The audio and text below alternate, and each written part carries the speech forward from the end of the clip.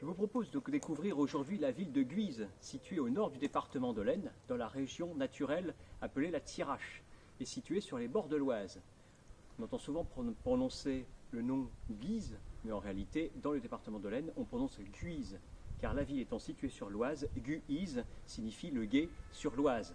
Mais rappelez-vous un peu vos cours d'histoire, les ducs de Guise, ça ne vous dit rien? Et bien voici leur forteresse qui est située juste derrière moi. Cette branche cadette de la maison de Lorraine, qui a tenu ici son fief pendant au moins 3 siècles, a donné notamment comme personnage historique Henri de Guise, Henri dit le Balafré, qui a été l'un des responsables du massacre de la Saint-Barthélemy en 1572. La forteresse que vous voyez derrière moi donc, domine la vallée de l'Oise sur un piton rocheux d'une centaine de mètres, et le donjon mesure 34 mètres de hauteur. Cette place forte est stratégique car située tout proche de la frontière avec les Pays-Bas espagnols, l'actuelle Belgique.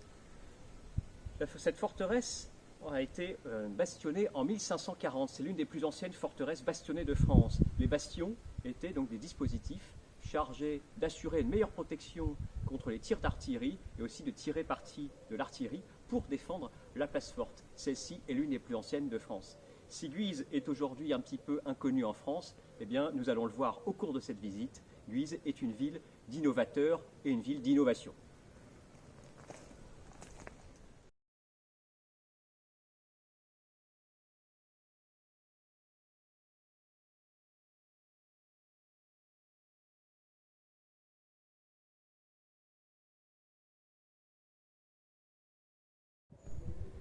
La citadelle de Guise sera quelque peu remaniée par Vauban, mais ne jouera plus un rôle essentiel après le traité des Pyrénées en 1659, quand la frontière entre la France et les Pays-Bas espagnols se déplacera un peu plus au nord, vers la région de Lille.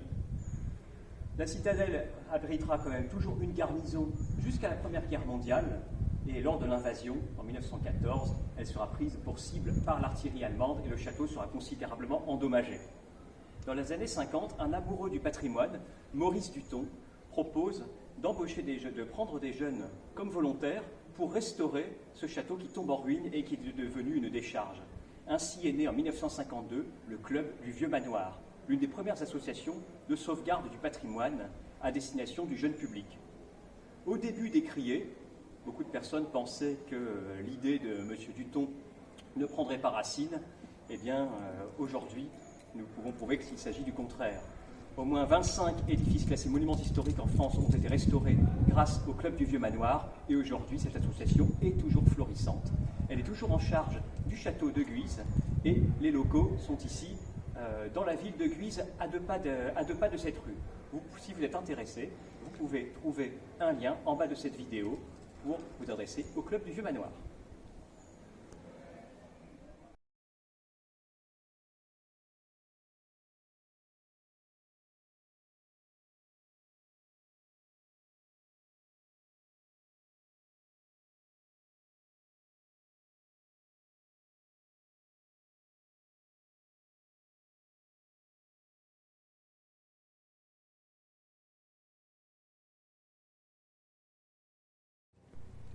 Après le château des Ducs, Guise est célèbre pour son palais social. Nous sommes à une autre époque et aussi un palais destiné pour un autre type de population, car nous ne sommes plus ici pour loger un seigneur, un grand seigneur du royaume, mais des ouvriers. Bienvenue au familistère Gaudin. Jean-Baptiste André Gaudin, originaire de la région, au XIXe siècle, était un inventeur, un innovateur de génie. Il a fondé ici à Guise une usine de construction de poêles, donc les poêles qu'on utilisait autrefois pour chauffer l'intérieur des pièces. Son usine deviendra rapidement florissante. Nous sommes en plein pendant la révolution industrielle et va se poser le problème du logement et du bien-être ouvrier. Jean-Baptiste Gaudin, ancien compagnon de France, disciple de Charles Fourier, va reprendre l'idée du phalanstère prononcé par Fourier et construire ici un familistère baptisé le Palais Social. Quelle est l'ambition de Gaudin? Offrir aux ouvriers à cette époque, qui souffrent souvent de conditions de logement déplorables et d'un niveau de vie exécrable qui est préjudiciable pour leur santé, eh bien, ce que veut faire Gaudin, c'est offrir aux ouvriers les équivalents de la richesse. Par une mutualisation donc, des services, nous avons donc une buanderie ainsi que des économas pour pouvoir faire mais marchait une école obligatoire bien avant les lois Jules Ferry pour instruire les enfants, ainsi qu'une piscine, car nous sommes sur les bords de l'Oise, et pour les enfants, il peut toujours y avoir des risques de noyade. Donc vous voyez que Gaudin avait tout pensé, et plutôt que de confiner les ouvriers dans des petits logements individuels, il pensait voilà, qu'une vie en communauté permettait d'offrir, par la qualité de service donné ici, et par voilà, des idées très modernes, offrir aux ouvriers l'équivalent de la richesse. Après la mort de Gaudin en 1888, l'idée se perpétuera pendant un siècle jusqu'en 1968. Les habitants ici vivront une expérience en quasiment autogérée. Aujourd'hui, ces bâtiments abritent le musée du familistère Gaudin